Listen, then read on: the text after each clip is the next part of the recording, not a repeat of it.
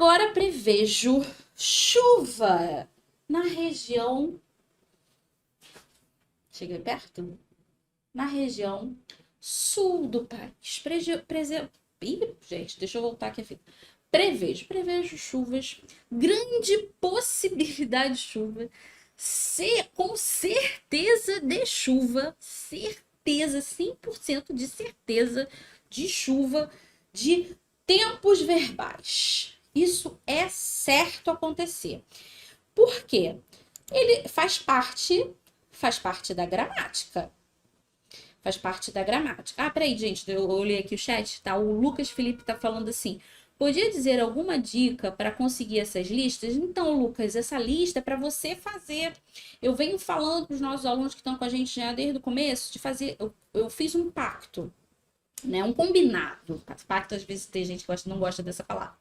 Então, eu fiz um combinado com os nossos alunos de fazer pelo menos uma lista de 10 palavras em inglês. Então você pega ali no teu notes do celular, tem que hoje em dia a gente usa pouco, né? Papel e lápis ou papel e caneta, a gente usa bem pouco. Então, pega o teu notes do celular, coloca lá, lista 1 e procura. Joga no Google ou no dicionário, enfim. Procura palavras em inglês e coloca o significado dela ao lado. E eu sempre digo, até se você puder construir, se você conseguir construir uma frase para você memorizar o significado da palavra, é melhor ainda. Então, achou uma palavra lá, vamos lá, por exemplo, book, um exemplo. Book, aí botou lá do lado, livro. Aí botou uma frase, the book is on the table, para você saber como é que é a construção dessa palavra numa frase. Então é isso. Essa é a dica que eu dei, que eu venho dando, que eu venho reforçando todas as aulas com os alunos, Lucas. Então, você mesmo faz a sua lista, não existe uma lista pronta não, tá? Você é que vai fazer construir a sua lista. E aí você faz lista de vocabulário, de verbo, de conjunção, preposição, advérbio, aí você vai construindo cada dia uma lista diferente com 10 palavras que você vai ver que no dia da prova você já vai ter assim, um número de vocabulário enorme. Você já vai conhecer muitas palavras de língua inglesa, que vai te ajudar bastante no dia da sua prova, quando tiver os textos para ler, quando tiver essas questões de sinônimo ou antônimo para fazer, vai te ajudar bastante, Lucas, tá? Então é sobre isso. E tá tudo bem. Então vamos voltar aqui.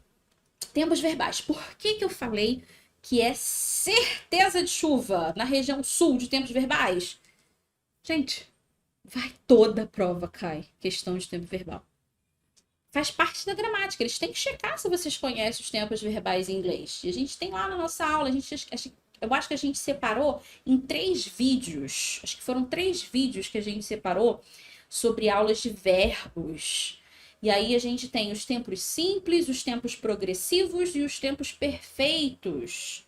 Então, quem está chegando agora, que não está acompanhando, tiver acesso a esse material, corre lá, veja pela primeira vez, né? Ou reveja esse material que está lá. A gente, nos tempos simples, a gente tem o simple past e o simple present, que é o presente simples e o passado simples. Nos progressivos, a gente também tem o passado presente, né? Simple present progressive, past progressive. A gente tem futuro também, tem futuro simples. A gente viu que em inglês a gente não tem o tempo futuro, a gente tem expressões de futuro ou locuções que ajudam a gente a montar a ideia de futuro em inglês, né? Tem os tempos perfeitos, que é o present perfect, past perfect.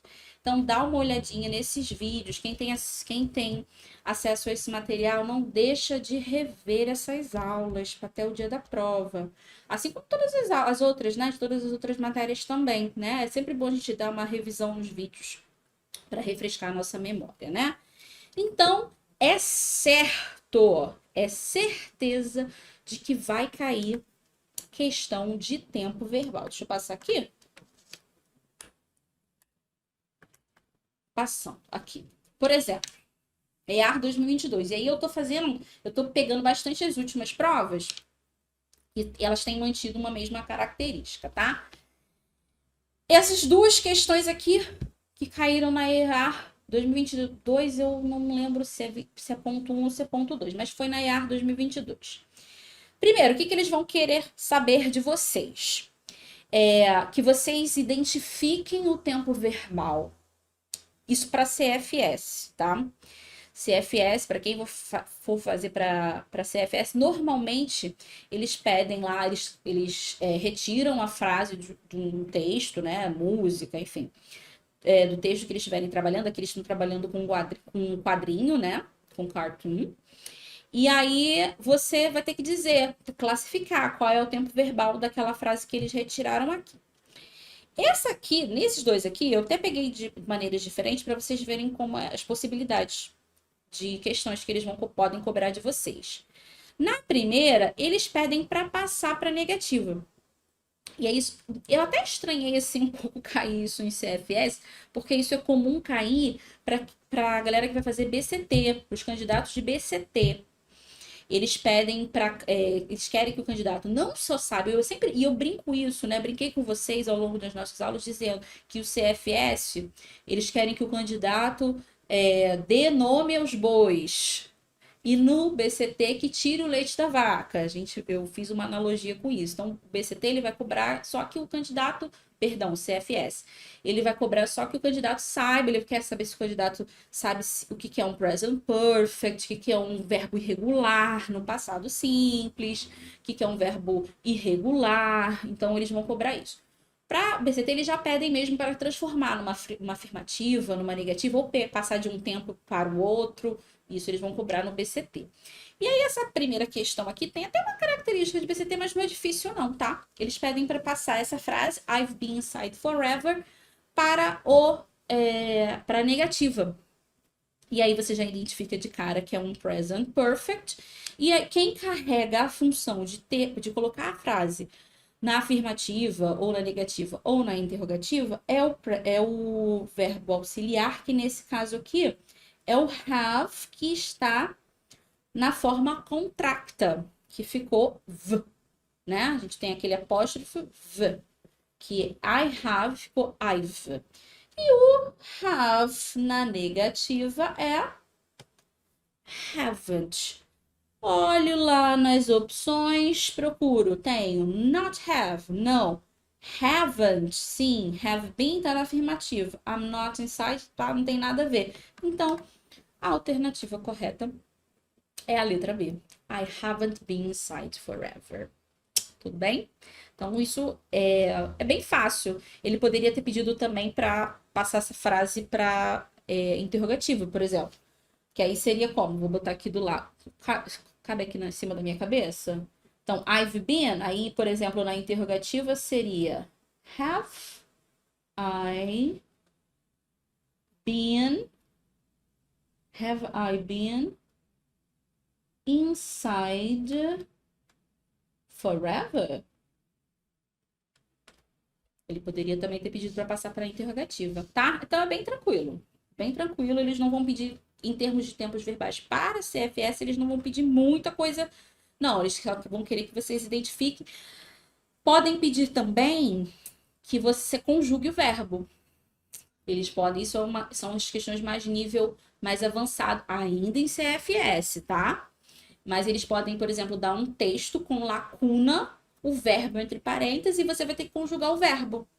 E aí você vai ter que saber, você vai ter que ler o texto para saber qual é o tempo verbal do texto, para saber se completa aquele verbo no passado, se no presente, no, de repente progressivo.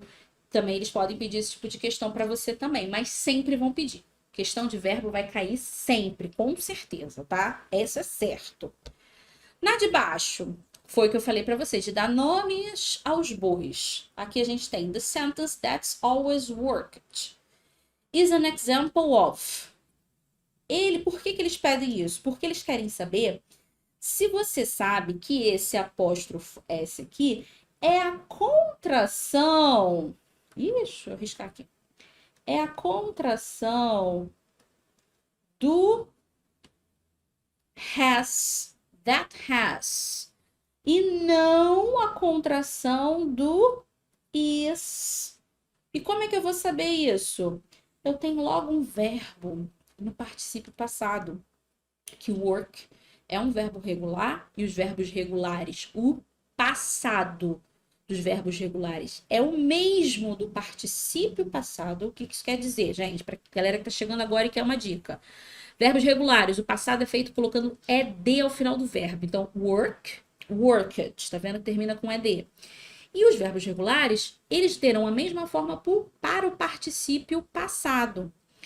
Então, eu sei que o verbo tá ali ou provavelmente no passado ou no particípio passado, então essa contração aqui não é do verbo to be, é do verbo has. Então, a frase está no present perfect, tá? Então, fiquem ligados nisso, porque certamente terá questões de tempos verbais. Nesse sentido, conforme eu falei para vocês, de lacunas. Eles também podem pedir para vocês que vocês completem. Peraí, deixa eu ver aqui que eu vi o looking. Ele perguntou qual a diferença de not have e haven't. O looking. E a diferença é porque a gente está falando de present perfect. E o present perfect, ele é o verbo auxiliar. Existe até a opção... Deixa eu só apagar aqui as anotações que eu fiz aqui. Eu vou rapidamente explicar aqui, que eu não vou deixar ninguém sem resposta, tá? Ainda mais agora, perto da prova. Vou deixar ninguém sem resposta aqui, conforme for surgindo as respostas não, as perguntas, né? Vou tentando responder para vocês, tá bom? Então, vamos lá. Looking. O verbo, quando a gente está falando de present perfect, aí você tem que saber o que é um present perfect. O present perfect, ele é feito com o verbo have mais o particípio passado do verbo principal. Então, no present perfect, o have é que carrega a função de colocar a frase tanto na negativa quanto na interrogativa. Na afirmativa, né? Se não tiver nada com ele. Então, é ele que vai carregar essa função. E assim como acontece com todos os verbos auxiliares. Se eu tivesse, por exemplo, no presente simples, aí eu poderia usar. Por exemplo, eu poderia falar assim, I don't, que é o do not, né? I don't have. Eu posso ter essa construção? Posso. Mas nesse caso aqui, o have, ele não está funcionando como verbo auxiliar, ele é o meu verbo principal. Ele significa ter. Quem está funcionando como verbo auxiliar e está carregando que tipo de frase é, nesse caso aqui uma negativa, é o do, que virou don't. Então, aqui ele é auxiliar. Auxiliar. Ai, ficou feio, né? Mas deu para entender. É que o tablet está virado aqui para mim, aí a letra tá saindo estranha. Ele tá inclinado assim, o tablet está inclinado para mim. Então, o don't aqui, ele é auxiliar. Da mesma forma que o have no present perfect também vai ser um auxiliar. Logo, ele vai carregar ou a negação ou a interrogativa. E a interrogativa a gente faz mudando a ordem, né? Colocando o verbo auxiliar na frente do sujeito da frase. Tá bom? Vê se você consegue dar uma acessada no nosso material. Ah, eu não tenho acesso ao material. Gente, compra nosso curso. Você vai ter acesso ao material se você tiver... se você comprar o nosso curso, você vai ter acesso a todas essas aulas e você vai entender o que eu tô falando, Luque. Ingrid, mestre, como seria se fosse past perfect? Se fosse past perfect, o verbo have, que é o verbo auxiliar, ficaria no passado. E qual é o passado do verbo have? O verbo have é um verbo irregular e o passado dele é feito com had.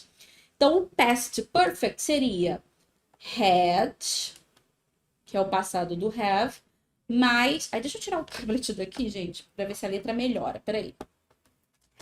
Ele tá num plano inclinado. Had mais particípio.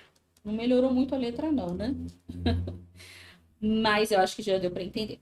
Tudo bem, Ingrid? Entendeu? Poderia escrever had. Poderia, se tivesse no particípio, perdão, no past perfect. Sim, poderia sim. O Luke, entendi bem. Obrigada, professora. De nada, Luke. Tô por aqui. Aproveita, ainda tem mais 10 minutinhos comigo. Aproveita para tirar as dúvidas agora. Então, a Ingrid perguntou se poderia ser assim, ó. Você poderia ter essa construção aqui, né? Como na frase de cima, é that orchid, por exemplo.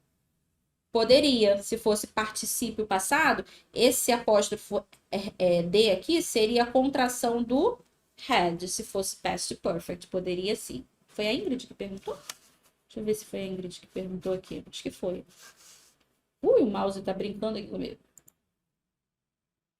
Foi. De nada, Ingrid. Vai aproveitando aí, ó. Tá acabando o nosso tempo. Vai acabando. Vamos botando as perguntas aí que a gente vai respondendo. Aproveita que tá acabando.